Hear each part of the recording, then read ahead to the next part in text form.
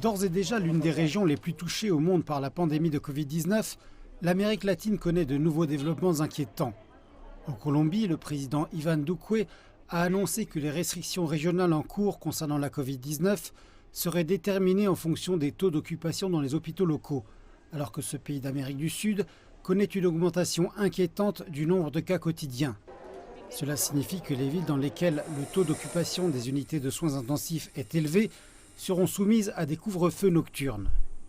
Au Chili, malgré un programme de vaccination modèle qui fait figure de leader dans la région, la montée en flèche des infections a incité le pays à fermer ses frontières pendant un mois, aussi bien aux étrangers qu'aux nationaux. Le Chili a déjà vacciné 35% de sa population, mais le nombre d'infections continue d'augmenter et a maintenant dépassé le seuil d'1 million.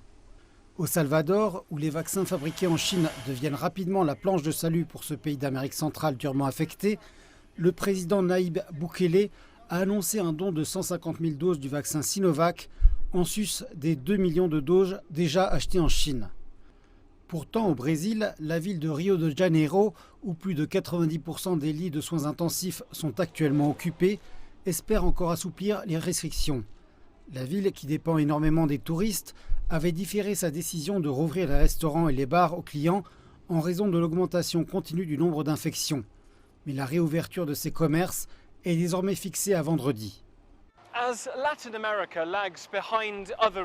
Alors que l'Amérique latine est à la traîne par rapport à d'autres régions en matière de traitement de la pandémie et de reprise, plusieurs signes ici indiquent que les conditions devraient continuer à se détériorer avant qu'elles ne s'améliorent.